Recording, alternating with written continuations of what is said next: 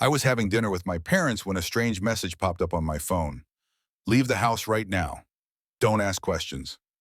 I slipped out quietly, "Assalamu," and minutes later the police raided my parents' home. I walked inside and my mom immediately called out from the kitchen. "We're just about to eat. Come on in. Come in." It was as if I had arrived late to some cheerful gathering. My dad rose from his seat when I entered the dining room a beat too slowly, like he hesitated, unsure whether we were doing hugs now or sticking to polite nods. We nodded.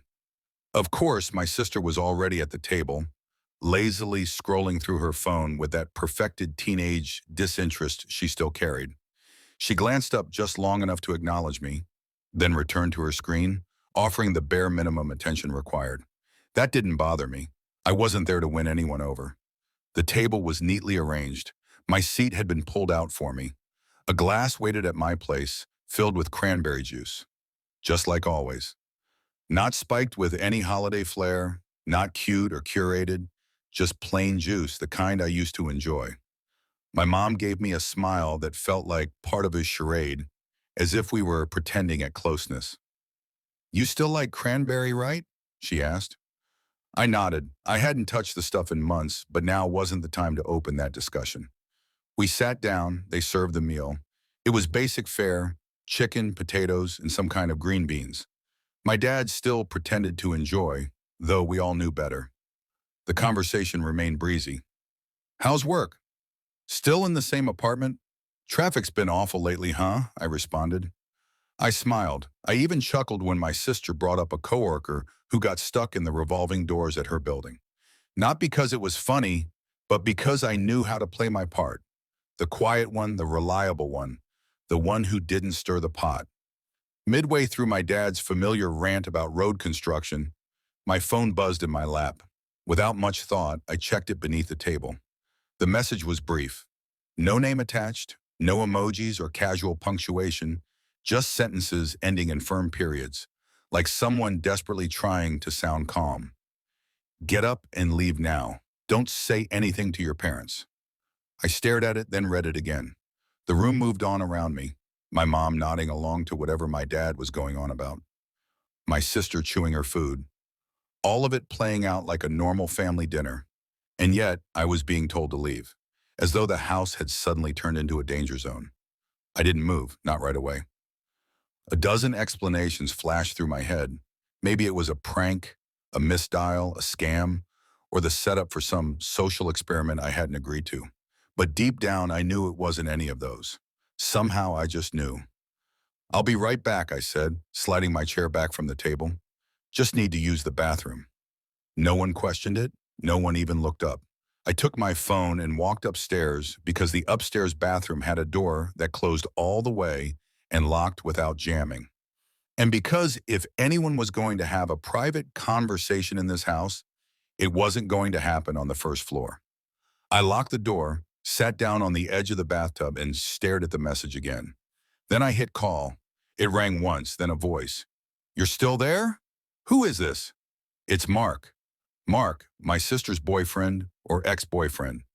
It was hard to keep up. What the hell is going on? His voice was low, tight, like he was standing somewhere he wasn't supposed to be. "You need to leave. Just get up. Walk out. Don't drink anything. Just go. Don't drink the juice." My mouth was dry. I hadn't touched the juice, not yet. "Why, I can't. Just trust me, please." "What is this?" I asked. "Why are you even, what's going on?" He hesitated. "Please, just get out of there, not until you tell me why." He said something then. I didn't respond. I sat there for a while after the call ended, long enough to feel the cold from the bathroom tiles through my clothes. Long enough to know I had a choice and I'd already made it. Quick note, this story is copyrighted by the YouTube channel Revenge with Claire. Reposting, revoicing, or tweaking it without permission is still copyright infringement. Thank you for respecting original creative work. Now back to the story. Being the older sister didn't come with a ceremony, just responsibility. Quiet, assumed, and endless. We were 3 years apart. When we were kids, our parents gave us $5 a week. I saved mine. She didn't. A few days in, she'd spent it all on gum or glitter pens or whatever elementary school's economy was built on. And then she'd look at me. That's when the grown-ups step in. She doesn't have any left. You still do. Don't be selfish. That's how it started. Not a rule, just a pattern. If I saved, I was expected to share. If she overspent, I was expected to fix it. In high school, I got a part-time job, just a couple weekends at a pharmacy, enough to buy my own jeans without an argument. My sister didn't work. She was younger, and no one expected her to. But if she wanted anything extra, guess who got nudged? She really wants to see that movie. She doesn't have her own money yet. You do. They still covered the essentials, but anything beyond that became my problem. When I left for college, things calmed down. I was busy, broke, and 2 states away. My sister was still in high school, and for a while it felt like I'd bought myself some space. Then I graduated, got a junior developer job, entry-level pay, basic benefits, barely enough to cover rent and loan payments. But to my parents, it was a windfall. The request started slow. Could you help with her enrollment deposit? Books are so expensive these days. She's just really stressed.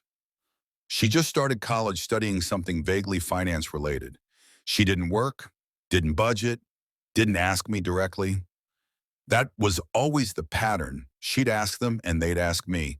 And at first I said yes because I thought now that I was earning, helping would feel lighter. It didn't. The more I made, the more they wanted, and not once did it feel like mine. Then there was the alcohol.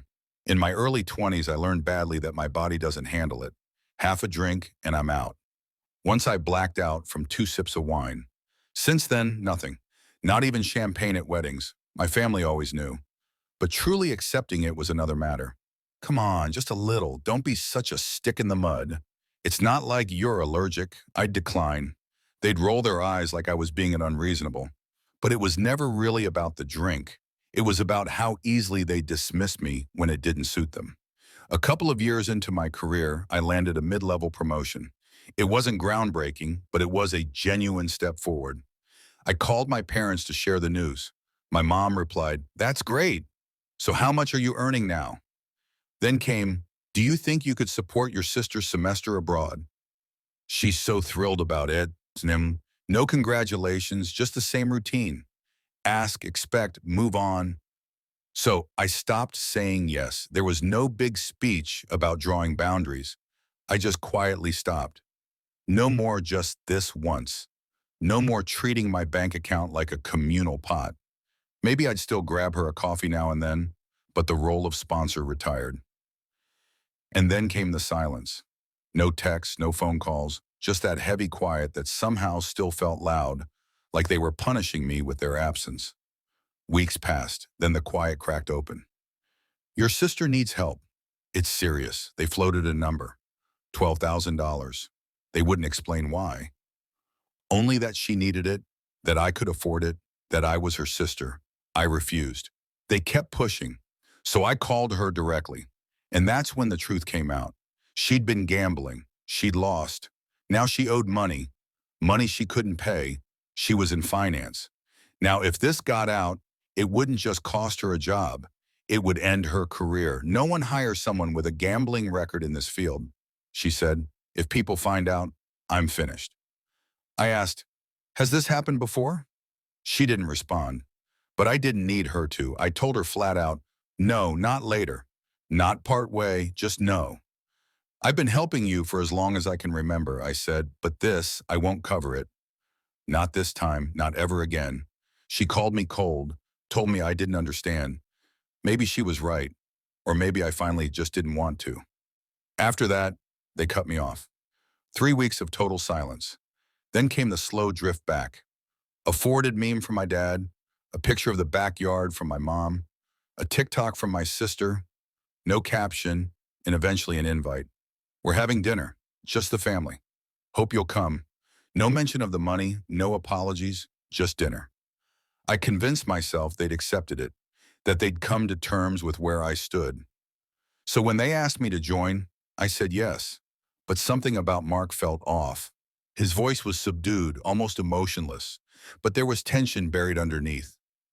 "It's the juice," he said quietly. "I think they put something in it. Alcohol maybe, or something else. I'm not sure, but I think they're planning for you to pass out." The room around us was dead quiet. White tile floor, the faint whir of a ceiling fan, distant clinks of silverware from downstairs. I didn't respond. Why? I finally asked. Another brief silence. They want to unlock your phone. Use your fingerprint. I picked up the glass, tilted it slightly, and gave a small smile. Tastes like I remember, I said, but I didn't drink a drop. Later, I asked casually, was that someone pulling into the driveway? All of them turned to look. That's when I quietly slid the glass beneath the table, angled it, and let the juice trickle out into the carpet. Not the whole thing, just enough to sell it. It soaked in quickly. Just feel weird, tired. My mom leaned in. Her eyes were all softness and concern, like we were playing a new game now. You okay? Yeah, I said, just a bit woozy. I think I need to lie down for a minute. No one hesitated. They helped me to the couch like I was precious, like they were caretakers, not thieves. I lay down, closed my eyes, tried not to think about how fast my heart was beating. Just breathe even, slow, don't flinch. The couch cushion was warm under my shoulder. Someone draped a blanket over my legs, and then I heard it. Is she asleep? My mom whispered. Yeah, she's out, my sister said. Okay, my dad replied. Let's do this quickly. I heard the sound of my phone being picked up, then something worse. Fingers curling around my hand, my thumb being lifted gently but with purpose, my skin pressed against the sensor. A pause, then a faint vibration. Unlocked. There was something quietly horrific about it. The casual coordination, the fact that they didn't hesitate, they just did it. Okay, my sister whispered. We're in. More tapping, the sound of numbers being entered. Routing number, my dad said under his breath. She has everything saved. How much are we doing? My mom asked. Not all of it, my dad said. Just enough to settle it. Settle what? I kept my breathing steady. I kept my eyes closed. She won't even know. My mom said if it goes through clean, she'll just think she transferred it herself. I told you. My sister said she always blacks out after a drink. We just needed her to sleep through it. There it was out loud. All three of them together. A tap, a pause. It's asking for a code, my sister said. Code, my mom said. Two-step verification, my sister muttered. She changed it. My dad cursed under his breath, a soft, irritated sigh. Try another app. Tapping, still tapping, same thing. Everything's locked. They sat in silence for a second. Then my mom said, just put the phone back. They did. No apologies, no second guessing, no hesitation. I waited, gave them space to sit down again, reassure themselves. Then I opened my eyes, sat up slowly, blinked like someone just waking from a shallow nap. Sorry, I said. Don't know what that was. Felt like I blacked out for a sec. They looked at me like they didn't know what I was. You sure you're okay? My dad asked. Yeah, I said, I think I just need some fresh air. I picked up my phone, held it like nothing had happened, like it hadn't just been turned against me. Actually, I think I'm going to head home. I've got work early tomorrow. They nodded, no protest, no awkward offer to walk me out. Just a soft chorus of, thanks for coming. Get home safe. Let us know when you're back. Like we hadn't just crossed a line we couldn't come back from. At the door, we hugged like we always did. My mom, my dad, my sister, one after another. It wasn't planned. It just happened. Habit, tradition, reflex. And as soon as it started, something cracked. My mom's perfume, my dad's jacket, my sister's hand brushing my arm. Normal things, familiar things, and all of them poisoned. Now I felt it rise in my chest. This weight I didn't know how to carry. This is the last time, I thought. This is the last time I'm hugging them. After tonight, we don't come back from this. I almost cried. I didn't, but almost. I stepped back, smiled like I wasn't breaking open. Thank you for dinner, I said. They smiled. I opened the door and I left. I didn't tell them what I knew. I didn't ask what they put in the glass. I didn't say a word. But before I walked out of the bathroom that night, I did exactly what they never counted on. I didn't block them from getting into my phone. I made it easy. Left the fingerprint access right where they expected it to. What I did change was my bank security. I added two-factor authentication. Not the easy kind, real verification, something they couldn't fake with my thumb. So when they tried to transfer money, the app would log the attempt, stop the transaction, and leave a trail. And then I set up the recording, not with some obvious red light or blinking dot. If they'd seen that, it wouldn't have worked. But I know how to run audio in the background. No notifications, no visible apps, nothing on the screen. That's the part they didn't get. I work in tech. I build systems for people who try to outsmart other people, and I knew exactly what they'd overlook.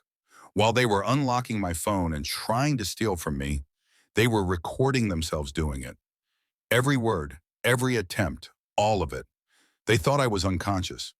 But the truth is, I was ahead of them before I even came back to the table. I drove to the police station like I was going to the grocery store. Not fast, not shaking, just steady. I parked, walked in, stood in line behind a guy asking about parking tickets. And then I told the woman behind the glass that I needed to report a crime. She asked what kind. They drugged me, I said, and tried to steal from me. I have the recording. She blinked. Do you know who did it? Yes, I said. My parents and my sister. That's when she stopped blinking. They gave me a chair in a quiet room with an officer who didn't ask why I hadn't gone to the hospital or why I wasn't crying. He just listened. I played the audio clip. He sat through the entire thing before asking, do you realize what they were trying to do? Yeah, I replied. They were after my money. I forwarded him the file, pointed out the timestamps, and walked him through the activity logs on my banking app. He nodded frequently, jotted down some notes, and typed carefully into a computer system that looked at least a decade out of date. This is serious, he said. I gave a small shrug. Yeah, it was. He asked if I was all right, if I had a place to stay, and whether I needed any kind of support. I told him I'd already left. It was my first time ever filing a police report, but I didn't feel afraid. Not anymore. 2 days later, my phone buzzed nonstop. 3 messages and a voicemail all before noon. The first was from my mom. Did you actually report your own family? Then what is wrong with you? I didn't respond. My sister left a voicemail. Her voice sounded tight, almost shaky. It was just a mistake. You made it worse than it had to be. Next came a call from my dad. I let it go to voicemail as well. You think the cops will fix this? He said, you're going to destroy everything. You don't do this to your own people. I texted back one time, you drugged me. You tried to rob me. That's not family. That's a felony. Then I blocked them. All of them. Mom, Dad, my sister, group chats, every contact, even emergency bypasses. I changed my phone number, rewrote my will, froze my credit just in case. I thought cutting ties would sting more, but it didn't. It felt like I could finally breathe. They didn't contest the charges. Not after the audio, not after the bank attempts synced perfectly with the timestamps, not after the detective said, we can handle this. The easy way, attempted fraud, biometric misuse, conspiracy, administering a substance without consent. All 3 of them together. The recording said everything I didn't have to. They got probation, 1 year, fines, community service, no contact order, no prison time, but the stain remained. I never reached out, never asked how things ended. But word finds you eventually. A cousin on my dad's side mentioned they'd sold the house. Debt, legal fees, trying to salvage whatever was left. No one in the family reacted, just silence. As for my sister, I saw her once by chance at a grocery store across town. She didn't notice me. Or maybe she did and just kept facing the shelf like it held all the answers. She was wearing a polo and a vest, stacking paper towels, avoiding any eye contact. Guess finance wasn't the right fit after all. I said nothing, just paid for my pasta and walked out. Her boyfriend gone. I heard that from a mutual acquaintance. Not someone close, just someone who still keeps tabs on everyone. Apparently, he moved out a few weeks after everything came to light. No drama, just packed up and disappeared. Some things don't need explanations. They speak for themselves. And me, I don't get texts asking for help anymore. No more group chats, no more guilt served up as duty. I work, I sleep, I opened my fridge and know every single thing inside was bought by me for me. I thought severing ties would be harsh. Instead, it felt clean. So what do you think? Did I go too far or not far enough? Drop a comment below. And don't forget to subscribe for